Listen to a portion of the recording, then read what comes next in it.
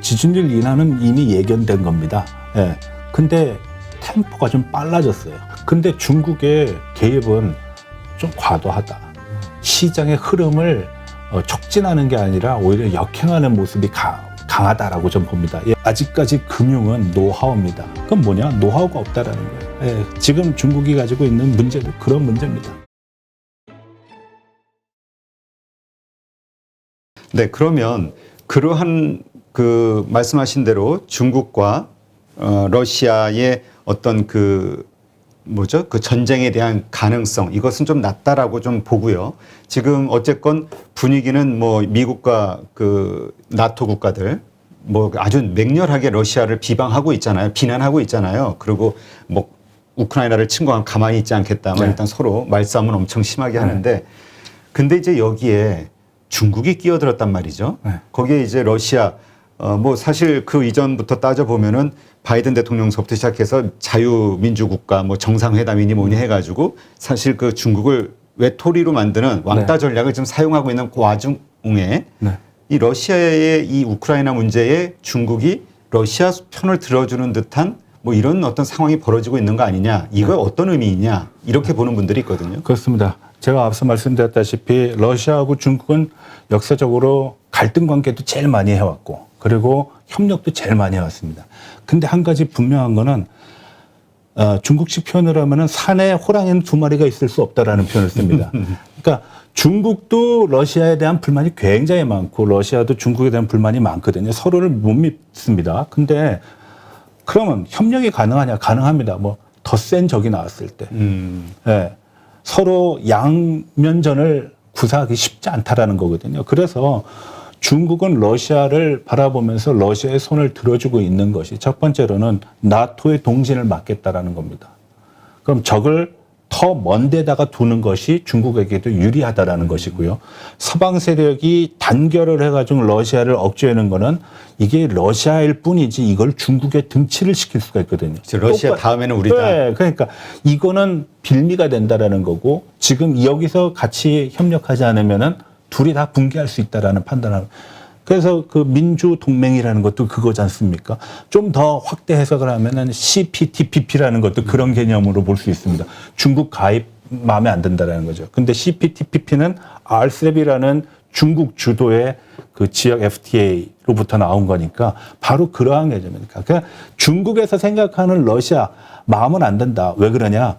중국과 러시아는 4,500km의 국경선을 맞대고 있습니다. 그리고 예전에 서로 싸운 적이 있어요. 서로 죽이겠다 그래야죠. 이제 이게 중국 관련된 얘기를 재밌게 하는 거면 좀 더 여러 가지를 소개시켜 드릴 수 있는데 한때는 죽이겠다고 싸운 적이 있었어요. 러시아하고 중국하고. 네, 60년대. 그래서 어떤 적이 있느냐. 혹시 청취자나 시청자 여러분께서 중국 욕을 공부하고 싶다 그러면 그때 인민일보 사설 보시면요. 중국 욕과 러시아 욕이 동시에 다 나옵니다. 네, 그게 뭐냐면은, 그게 이제 삼선 운동이라 그래가지고선 당시 데탕트가 있었어요. 러시아가 그 스푸트니크를 우주에 쏴올리고 전쟁은 끝났다. 냉전은 끝났다. 내가 과학기술로 앞서서 내가 미국 어디든지 때릴 수 있는데 미국이 무섭다고? 그러니까 미국 안 무섭다. 그러니까 이제부터 내가 원하는 평화로의 평화 경쟁을 하자라고 후르쇼프가 미국에 제안해요. 미국에서는 난리가 난 거예요. 쟤는 나를 때릴 수 있는데 나는 쟤를 못 때리는 상황이 난 거예요. 근데 그때 그 유엔에서의 총회에서 후르쇼프가 연설을 하게 됩니다. 그러니까 후르쇼프가 책상을 두들기면서 세계는 평화의 시대가 됐다. 이제 소련이 앞서 나간다. 소련을 따르라. 이제 미국에 대해 평화 제안을 하면서 냉전은 끝났다라고 난 얘기하고 난 이걸 데탕트라고 얘기하고 싶다. 뭐 이런 얘기를 해요. 그러니까 미국에서 부릅니다. 뉴욕에 갔던 후르쇼프 보고 야 워싱턴으로 좀 와봐 그러는데 보통은 경호상의 문제로 헬리콥터나 비행기를 타고 오게 하거든요. 근데 차 타고 오게 해요. 왜 그랬을까요? 너 봐. 야 러시아는 핵무기 뭐 우주에 사람 보내 그럼 먹을 거 없잖아. 여기는 뉴욕에서 워싱턴 오는 동안 이게 뉴욕이 끝난 건지 워싱턴이 시작됐는지 도시의 연결로밖에 보이지 않거든요. 이게 미국이야. 미국의 위대함이야. 그걸 미국이 보여주고 싶었던 거예요. 자, 근데 그렇게 속칭 소련의 과학기술 발전했다라는 데탕트가 왔는데 중국이 그때 대만을 통일시키기 위해서 무력 행사를 합니다. 그게 대만 금문도 공격이에요. 네. 예. 그러니까 소련이 마음에 안 드는 거예요. 걷다가 평화를 얘기했는데. 예, 소련 공산당 20차 당대회에서 후르쇼프가 그 스탈린을 막 비방을 하거든요. 우상주의 이런 걸로. 근데 스탈린을 딱 중국의 상황에 맞춰보니까 마오쩌둥이에요. 그러니까 마오쩌둥이 불편한 거예요. 그러니까 야 후르쇼프 너 스탈린을 좀 너무 심하게 얘기한 거 아니야? 그랬더니 후르쇼프가 네가 뭘 알아? 뭐 그러면서 중국과 소련 간에 9번에 걸쳐서 자국의 그 관영지를 통해서 서로 비방을 해요. 처음에는 점잖게 합니다. 사회주의가 뭐가 진리야? 사회주의 진실을 네가 알아? 그러니까 뭐 우린 잘 모르지만 그래 배우려고 노력하는데 그러니까 뭐 그 다음에는 네가 뭐 스탈린을 욕해? 스탈린에 대해서 뭘 알아? 네 사회주의는 짝퉁이야? 뭐 이런 식으로 얘기하다가 나중엔 욕이 나옵니다. 그래서 뭐 개, 돼지, 소, 엄마 다 나옵니다 거기에. 예, 그게 구평이라는 거예요. 그때 어떤 얘기가 있었느냐? 소련이 너 우리가 가진 원자탄으로 죽여버릴 거야. 그러니까 그 정도로 협박했군요. 네, 그때 중국이 뭐라 그러냐면 우리 그럼 다 산골짜기로 분산시켜 놓을 거야. 그게 삼선운동입니다. 그래가지고선 그때 군수 산업을 모두 산골짜기로 옮겨놨는데 중국은 뭐야? 네가 다 떨어뜨려도 우리는 한 1억 정도 살아남는다. 그럼 슬슬 시베리아 가서 모스크바 가면은 오성홍기 꽂으면 여기 우리 땅 되는 거다. 우리도 핵폭탄이 있거든. 63년도에 만들었으니까요. 예, 그런 경쟁을 했던 나라입니다. 그렇기 때문에 중국이 지금 러시아를 돕는다라는 건 전략적 제휴다. 공동의 적이 있기 때문에. 아니, 2차 세계대전도 그렇습니다.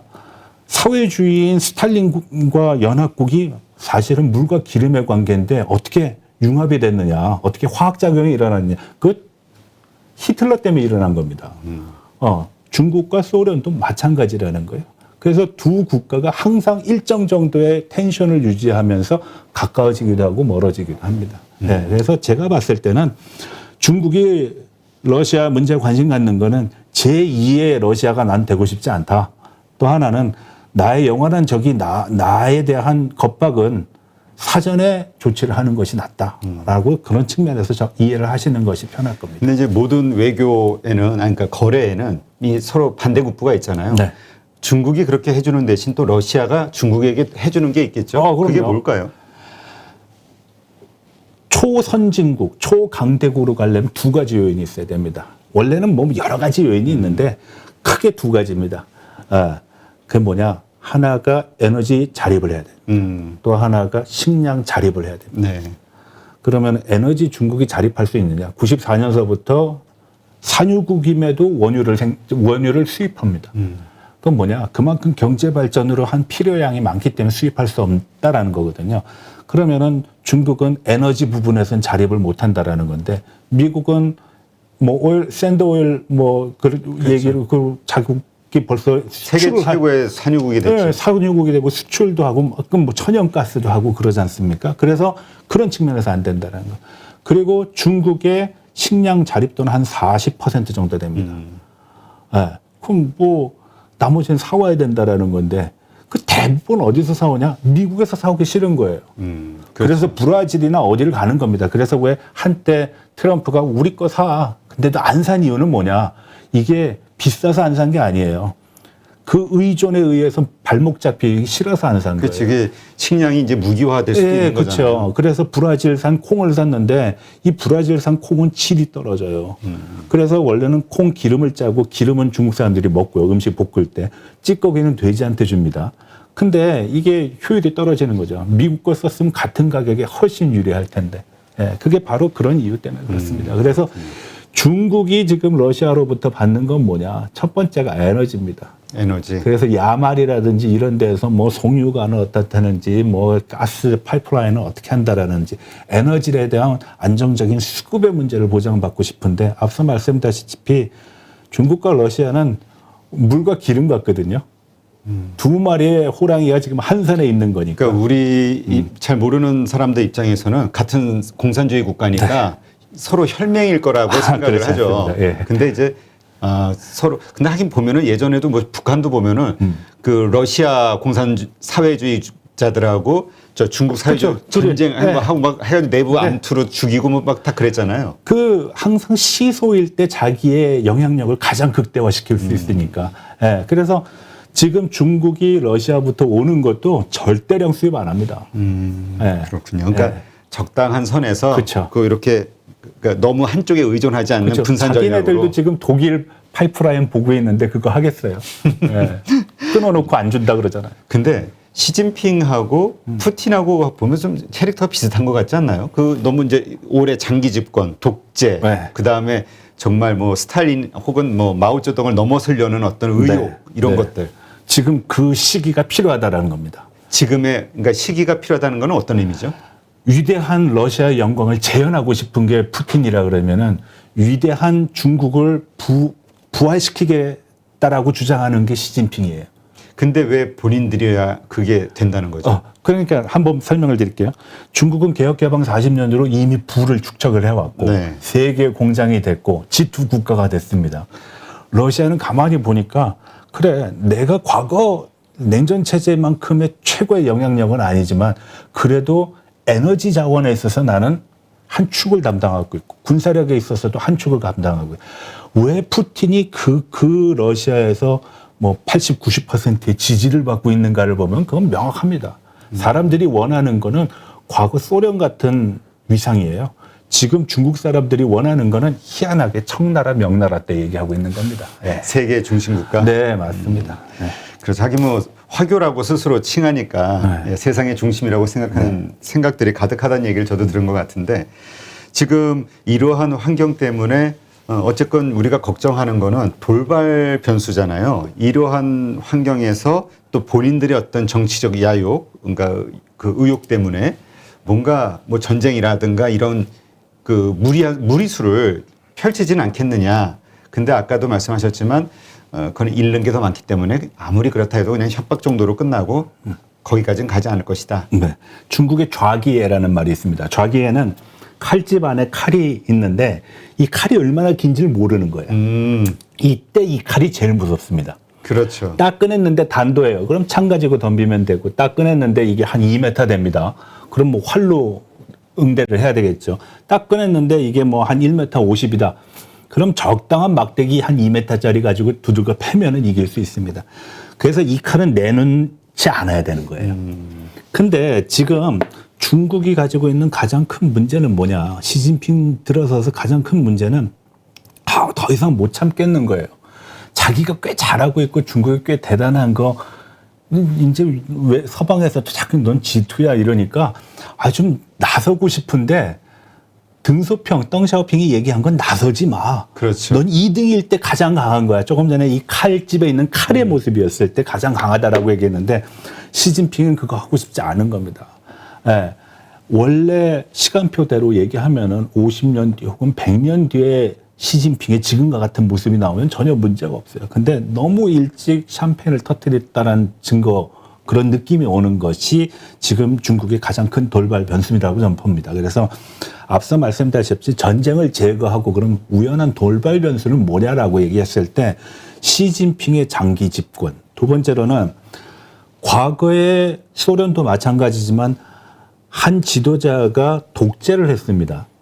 그게 바로 마오쩌둥이었어요. 근데 마오쩌둥의 30년의 집권 동안 중국 경제는 그냥 바닥을 치기만 했어요. 친 바닥을 또 치고 그랬거든요. 그래서 그 상황을 모면하기 위해서 들고 나온 것이 개혁 개방입니다.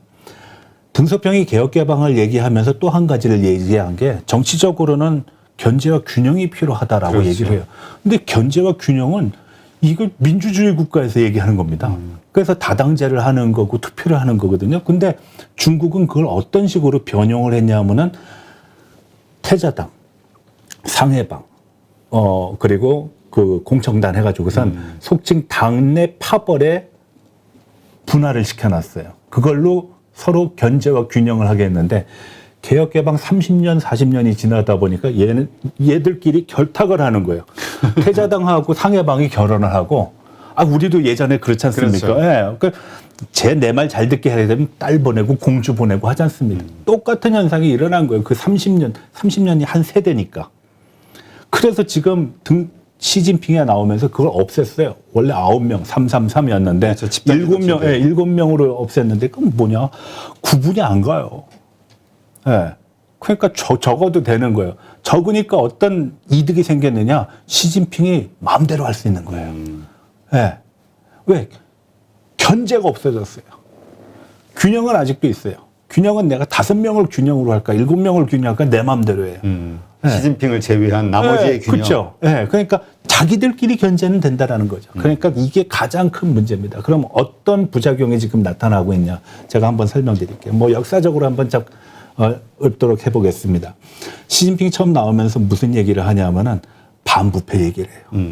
그래서 뭐 창홍다해이 그래가지고서 공산당을 노래하고 부패를 때려박자 그래요. 그래서 부패 분자들을 다 했는데 그게 뭐냐? 분서갱유 생각하시면 됩니다. 나랑 반대되는 목소리 일단 제거하는 거예요. 네. 근데 그거는 뭐 어디든 새로운 정권이 들면 사정정국을 만들어서. 네, 사전정국. 근데 이건 너무 피와 그쵸, 죽음이 난무를 했죠. 거기는 뭐 네. 죽이니까. 네, 그리고 난 다음에 1대1로를 합니다. 1대1로는 뭐가 생겼느냐? 개혁개방을 했는데요. 물건이 과잉 생산이 된 거예요. 근데 과잉 생산된 거를 팔려고 보니까 이게 뭐 한국, 일본, 유럽, 미국에서는 너무 질이 떨어진다 그래서 안 사는 거예요. 우리가 그때 중국 하면 떠올랐던 이미지가 뭐냐? 짝퉁, 품질 후진 거, 뭐 이런 거거든요. 그게 바로 그 문제예요. 그럼 이 남은 잉여 저열한 물건들을 어디다 팔까? 가만히 봤더니 주변에 널려 있어요. 나라들이. 캄보디아, 미얀마, 가난한 나라들. 무슨 중앙아시아의 스탄 국가들.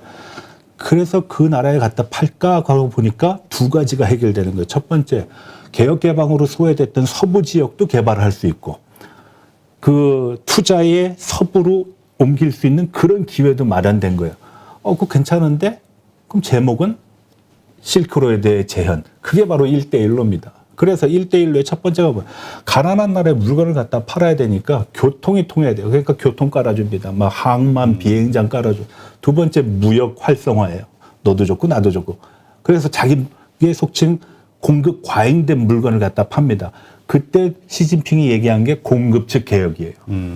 야, 그러면은 계속 유지하면은 남아도니까 이제 줄여나가자. 경쟁력 있는 것들만 남겨뒀자.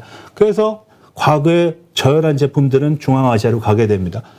이제 나도 돈이 필요해. 돈 갚아야지. 그랬더니 돈 없다라고 얘기합니다. 그러니까 이번에 상당한 디폴트가 어마어마하게 났다고. 그게 바로 부채 외교라는 거예요. 예. 그럼 중국에 가만히 보니까 위기가 와요. 돈이 와야 될 건 못 오고. 서양은 지금 뭐 경제 위기에다가 뭐 최근에 되는 코로나까지 하면은 이것 때문에 또 공급이 안 들어요. 그러니까 얘기한 게 쌍순환입니다. 예. 밖에서 안 돼? 그럼 내부에서 돌리자.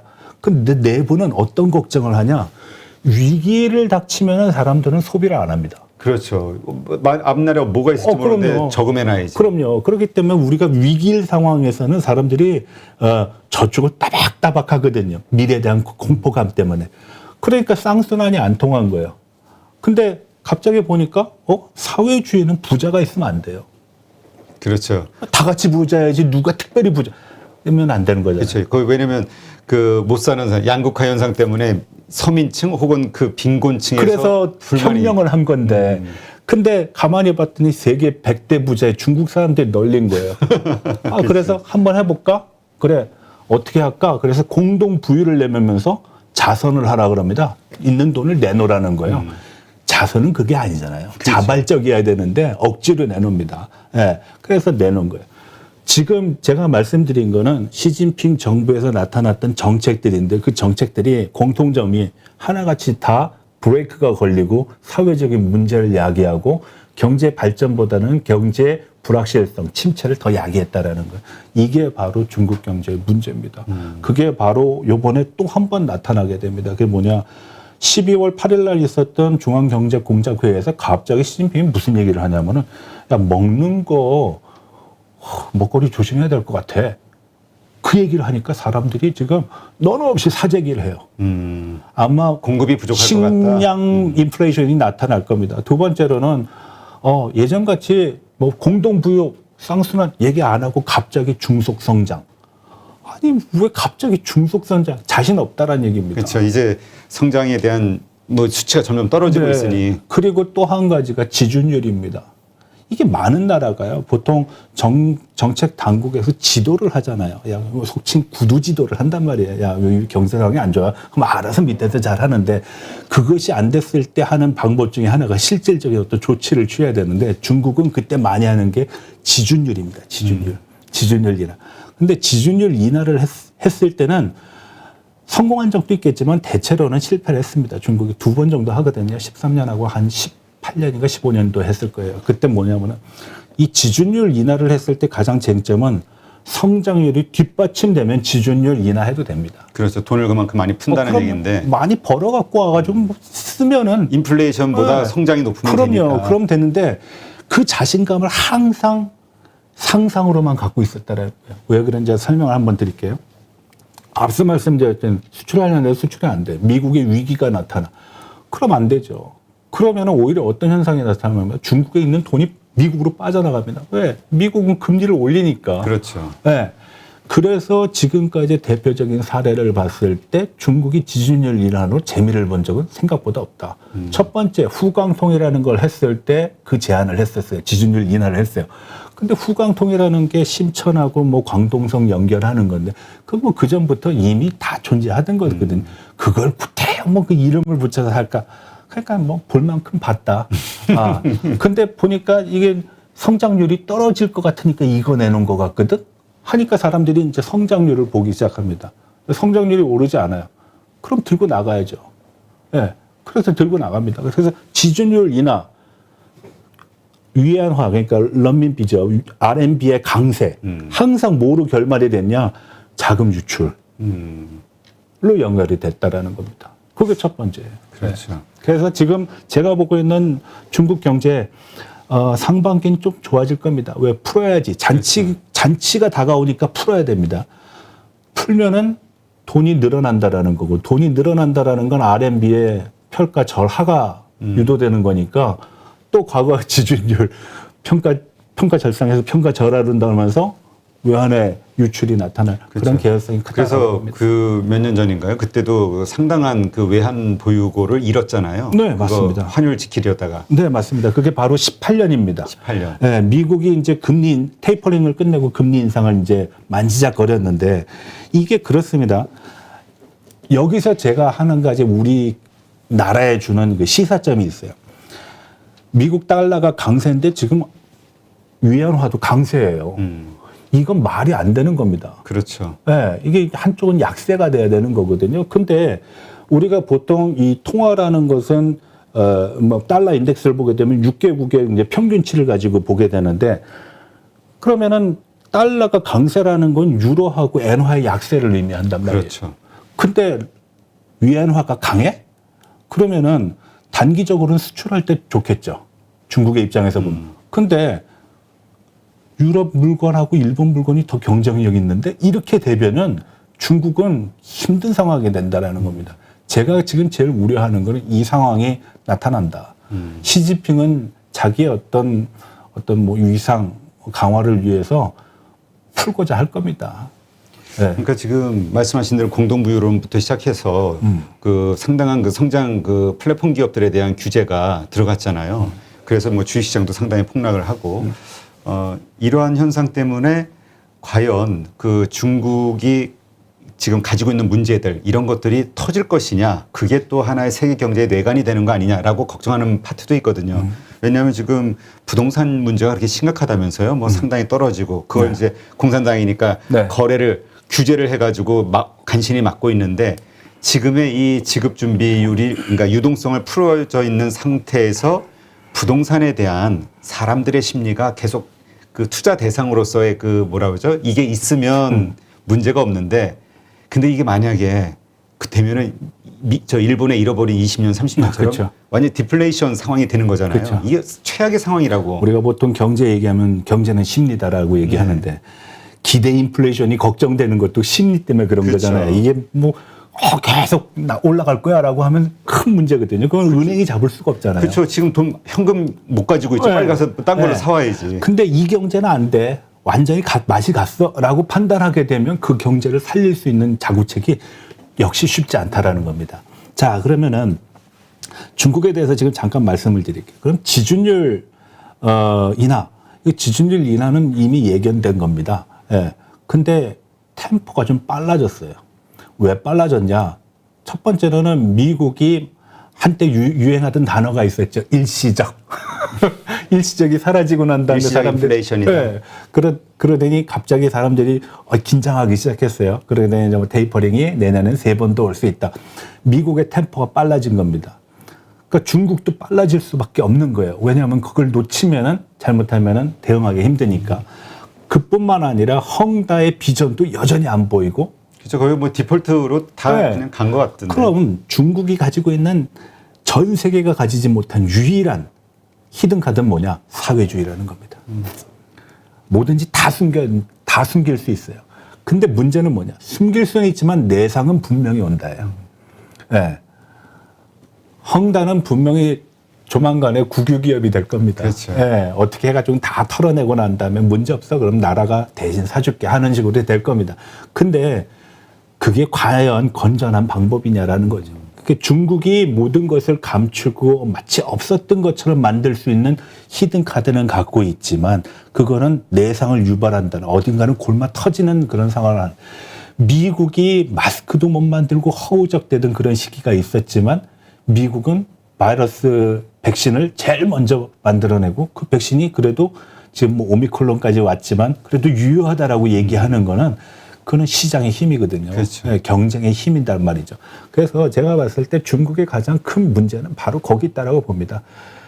세계 경제에 일본과 같이 20, 30년의 침체는 오지 않을 거예요. 근데 어마어마한 충격은 줄 수 있을 그렇죠. 겁니다. 그렇지만 가려지고 감춰지고 드러나지 않는 부분, 심지어는 중국의 금융시장이 낙후돼 있기 때문에 이게 세계적인 이 연관고리가 별로 크지가 않아요.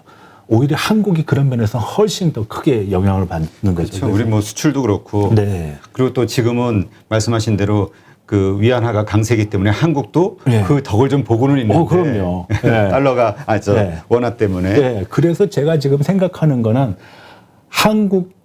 우리가 한국 사람이니까 한국의 입장을 한번 더 잘 봐야 된다.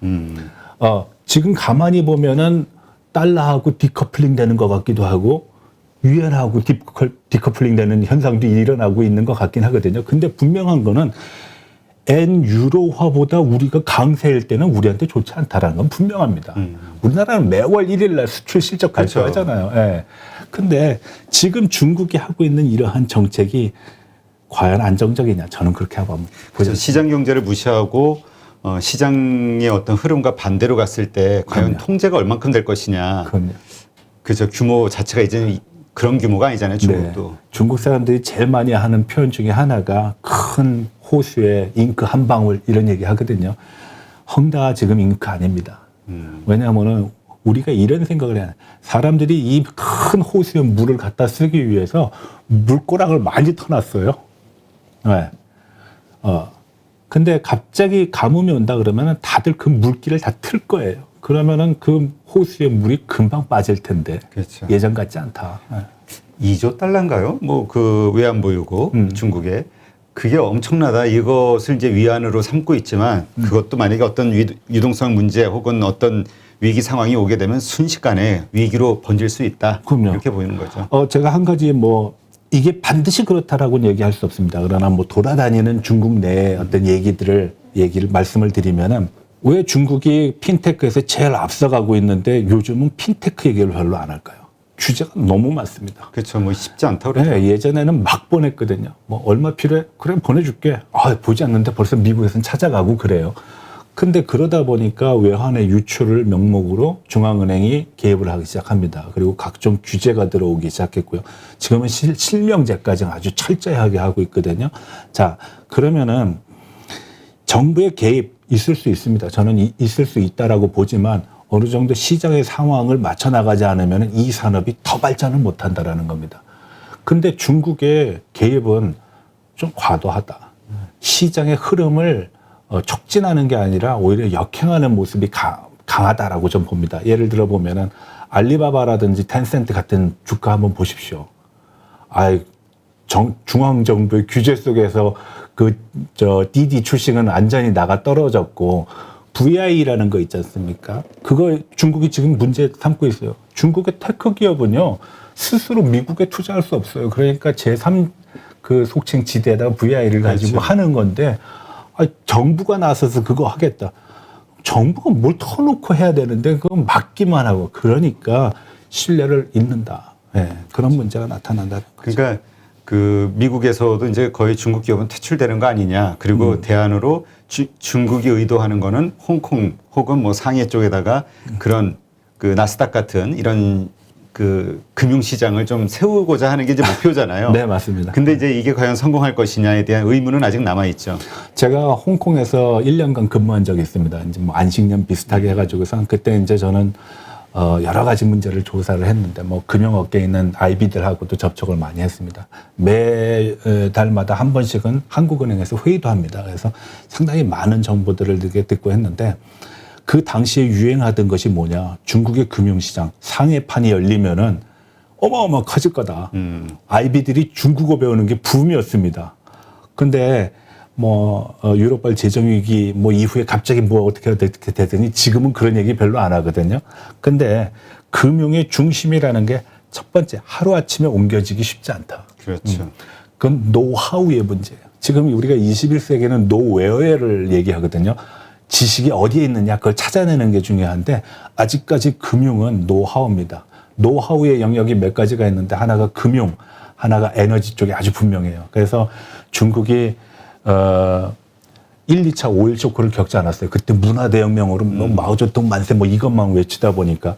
근데 갑자기 90년대에 중국이 석유가 부족하면서 전략 비축유를 하기 시작했는데요. 그때 노하우가 하나도 없었던 거예요. 데이터가 없었어요. 그래서 기름이 올라갈 때 석유를 사고 기름이 빠질 때 기름을 풉니다. 전략 비축유의 기본 상식을 완전히 반대로 한 거예요. 그건 뭐냐? 노하우가 없다라는 거예요. 예, 지금 중국이 가지고 있는 문제도 그런 문제입니다. 예. 그렇군요.